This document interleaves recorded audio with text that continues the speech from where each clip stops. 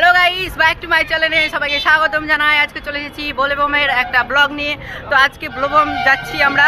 তো আমাদের গ্রামের সবাই আছে, সবার সাথে একসাথে যাচ্ছি আমরা বোলেবম। তো পুরো জার্নিটা তো গাইস আমরা ছাতিয়ান মোড় থেকে বাস ধরে নিয়েছি রথবাড়ি যাওয়ার জন্য। রথবাড়িতে গিয়ে আমরা নামবো, তারপরে ওখান থেকে আমাদেরকে আবারও আরেকটা বাস ধরতে হবে। তো গাইস এখানে দেখতে পাচ্ছ বাসটা ফাঁকা ছিল, আমরা সিট পেয়ে গিয়েছিলাম। তো এখানে আমাদের গ্রামে সবাই আছে, এটা হলো জেঠিমা, তারপর ওইদিকে সবাই আছে সঙ্গীতারা, তারপরে বৌদিরা, আরও সব দাদা আছে। সবাই মিলে আমরা একসাথে যাচ্ছিলাম। তো অবশেষে সিটে বসে গেছি। সিটটা প্রথমে আমরা পাইনি, তারপরে লাস্টে আমি একটু এগিয়ে ফাঁকা হলো, তারপরে বসতে পারলাম। তো বসে গেছি সিটে। আর চলো পুরো জার্নিটা তোমাদেরকে দেখাবো, খুব মজা হবে, সবাই দেখতে থাকো ভিডিওটা। তো গাইস এটা দেখতে পাচ্ছ আমাদের মালদা জেলার সব থেকে টাউন বড় শহর একটা। তো এটা হচ্ছে রথবাড়ি স্টান। তো এখন আমরা বাস থেকে নেমে গেলাম, এবার আবার আমাদেরকে আর একটা বাস ধরতে হবে, দিয়ে যেতে হবে কি যেন জায়গাটার নাম বলে আমার মনে পড়ছে না, পরে বলে। তো গাইস আমি আমার লুকটা দেখাচ্ছি, জাস্ট দেখো, একটা পাঞ্জাবি এবং একটা গামছা আর একটা জিন্সের প্যান্ট পরেছি, ব্যাস এটাতেই আমার লুক কমপ্লিট হয়ে গিয়েছে। তো গাইস এটা হচ্ছে আমাদের মালদা জেলার রথবাড়ি স্টান। তো স্টানটা দেখো একবার, কত মানুষ এবং কত হই হাল্লা, এখানে অনেক বিখ্যাত জায়গা এটা, ওই কারণে এখানে প্রচন্ড ভিড় থাকে। গাইস এরপরে আমরা আর একটা 4 চাক্কা ধরলাম এবং সবাই মিলে বসে গিয়েছি। দেখতে পাচ্ছ এখানে সকলে রয়েছে, সকলে মিলে আমরা সবাই মিলে গল্প করছিলাম আর আনন্দ করতে করতে গেলাম। এবং যাওয়ার পরে মানিকচকে আমরা এখানে নামলাম, আমাদেরকে অর্ধেক রাস্তা নিয়ে গিয়ে আবার নামিয়ে দিল, পুরোটা জ্যাম ছিল ওই কারণে ভিতরে আর নিয়ে যায়নি। তো অর্ধেক রাস্তা নামানোর পর আমরা আবার হাঁটতে হাঁটতে শুরু করলাম জার্নিং। শিব ঠাকুরের ভজন এবং কীর্তন আমরা একসাথে গাইতে গাইতে পথটা চালু করলাম এবং একসাথে আমরা এই পথ পাড়ি দিতে শুরু করলাম। তো গাইস আমাদের অনেক দূরে নামিয়ে দিয়েছিল বলে আমাদেরকে অনেকটা হাঁটতে হয়েছিল। তো অবশেষে কিন্তু আমরা ঘাটে পৌঁছে গিয়েছিলাম ঠিকই, কিন্তু রোদ দেখছো গাইস, এত রোদ ছিল যে আমাদের হাঁটতেও অনেক অসুবিধা হচ্ছিল এবং মুখ স্কিনে এত জ্বালা করছিল, কি আর বলবো। তাও কষ্ট করতে করতে আমরা হেঁটে হেঁটে গেলাম। তো এখানে দেখতে পাচ্ছ এটা হচ্ছে আমার ভাবি বৌদি, আর এটা হচ্ছে জেঠি বৌদির শাশুড়ি মা। তো আমরা এই সব গ্রামের সবাই আমরা একসাথে কিন্তু এই পথটা চালু করলাম এবং কীর্তন এবং ভজন গাইতে গাইতে আমরা একসাথে কিন্তু পথটা পাড়ি দিলাম। তো অনেক মজা হয়েছে। তো তোমরা কে কে গিয়েছিলে বোলেবমে এবং মানিকচক জল ঢালতে শিবের মাথায়, তো অবশ্যই কমেন্ট করে জানাবে, দেখি কে কে গিয়েছিল, আমি দেখতে চাই। সূর্যের তাপ 30 ডিগ্রি সেলসিয়াস ছিল, ওই কারণে স্কিনে অনেক জ্বালা করছিল। তো আমি এখানে গামছাটা মুখে মাস্কের মতন করে লাপটে দিয়েছিলাম যাতে রোদ্রুটা একটু কম লাগে স্কিনে, ওই কারণে। তো দেখতেই পাচ্ছ গাইস এখানে কত কত ভিড়, শত শত মানুষের আগমন হয়েছে এই এক শুভ জায়গায় এবং শুদ্ধ জায়গায় শিবের মাথায় জল ঢালার। অবশেষে হাঁটতে হাঁটতে আমরা মানিকচক ঘাটে পৌঁছে গিয়েছি, আর ওখানে গিয়ে আমরা প্রথমে লুচি তরকারি খেয়ে নিলাম, কারণ এখানে এসে আগে খেতে হয়, ওই কারণে আমরা খেয়ে নিলাম সকলে মিলে। তারপরে এখানে আমি রুদ্রাক্ষের একটা মালা নিলাম নিজের গলায় দিব বলে, তো নিয়ে তারপরে আমি এটা গলায় পরেও নিলাম, দেখতে খুব ভালো লাগছিল। তো খুব আনন্দ পেলাম জিনিসটা, একটা নতুন জিনিস কিনে। তো এরপরে আমি জায়গাটা ঘুরে ভালো করে তোমাদেরকে দেখিয়ে দিচ্ছি। দেখো গাইস কত মানুষ, এখানে শত শত ভক্তগণ আগমন হয়েছে শুধুমাত্র আমাদের শিব ঠাকুরের মাথায় জল ঢালার জন্য এবং নিজের মনের মনস্কামনা পূরণ করার জন্য। তো গাইস রুদ্রাক্ষর মালা আমি একটা নিয়েছি আর একটা আমার বান্ধবী নিয়েছে, এই দেখো এ পরে আছে গলায়, ঠিক আছে। এ হচ্ছে বান্ধবী ললিতা, একে কে কে চিনো তোমরা অবশ্যই কমেন্ট করে জানাবে। তারপরে দেখো নদীটা এখানকার কি সুন্দর নীল হয়ে আছে, পুরো দেখতে খুব সুন্দর লাগছে এখানকার নদীটা। জলগুলা এতটা গাঢ় এবং ঘন, অনেক কিন্তু গর্ত আছে এখানটাতে, আর এই জলগুলা গাইস এখানকার নদীর জলগুলো দিতে পাচ্ছ কি সুন্দর চকচক করছে, একদম সেই জল একদম, আর অনেক ঢেউ, আর এখানে অনেক বড় বড় নৌকা রাখা আছে, আর ওই সাইডে আছে ওই কি যেন বলে একটা, ওটা আছে। আর এখানে দেখতে পাচ্ছ কত মানুষ স্নান করছে সকলে। তো আমিও স্নান করব একটু পরে। তো সবাইকে আগে আমি ভিডিও করে তোমাদেরকে দেখাবার জন্য আগে ভিডিওটা আমি করে নিলাম। তো গাইস এবার আমরা স্নান করব।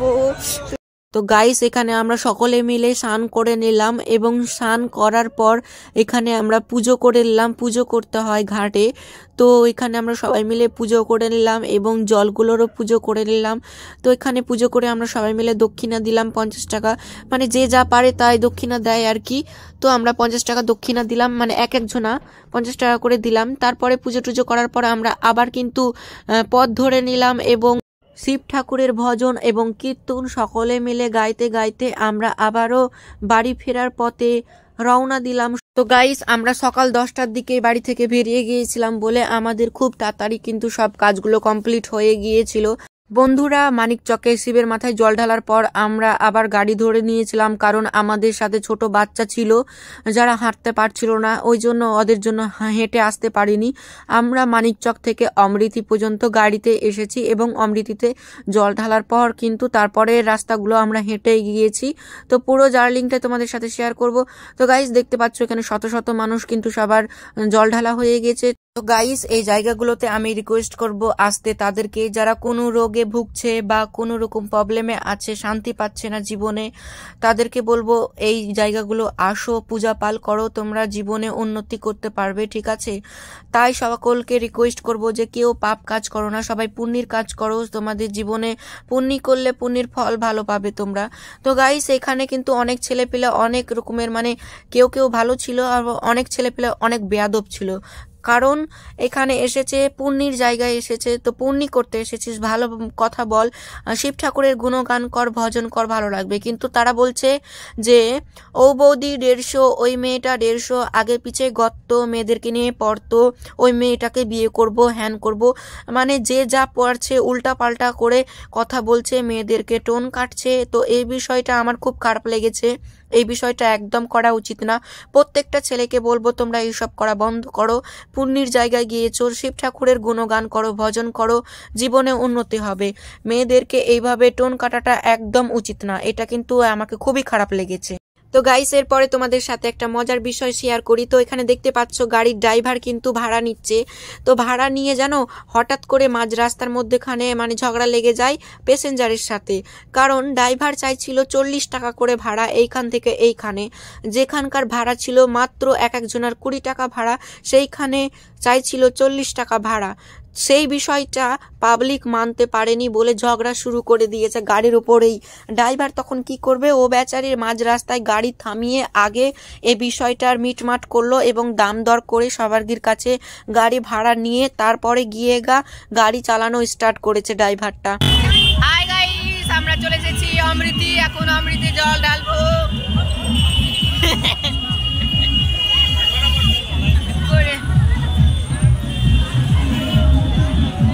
তো গাইস, তোমরা দেখতেই পেলে আমরা চলে এসেছি অমৃতিতে, এবং অমৃতিতে এসে আমরা গাড়ি থেকে নেমে আবার জল ঢালার জন্য আমরা এই রাউন্ডগুলো পার করলাম। দেখতে পাচ্ছ মোবাইলে যেরকম গেম একটা রাউন্ড থাকে, সেই রকম এখানে বাঁশ দিয়ে কিন্তু সবার গিয়ে রাউন্ড করেছে, আর এই রাউন্ডগুলো ঘুরতে হচ্ছে 7বার রাউন্ড ঘোরার পর কিন্তু মন্দিরে প্রবেশ করার জায়গা পাওয়া যাচ্ছে আমাদের।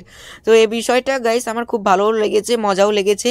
তো এটা করাটা একদিক থেকে ঠিকও হয়েছে, কারণ ভিড় হবে না এবং হুড়াহুড়ি হবে না, সবাই একসাথে একে একে লাইন বা লাইন যেতে পারবে। তো জায়গাটা ভালোই করেছে, বিষয়টা ভালোই আছে, খারাপ না, খুব ভালো লাগলো। তো এরপরে কিন্তু হাঁটতে হাঁটতে অবশেষে আমরা 7 পাত ঘুরে তারপরে মন্দিরের ভিতরে প্রবেশ করে দিয়েছি, এবং প্রবেশ করার পরে এটা দেখতে পাচ্ছ মন্দিরের গেটটা কি সুন্দর করে ফুল দিয়ে ডেকোরেশন করা হয়েছিল, এবং এর ভিতরে প্রচুর কিন্তু মানুষ ছিল সবাই। তো আমি কিন্তু আস্তে আস্তে ভিতরে প্রবেশ করছিলাম আর ভিডিও করছিলাম।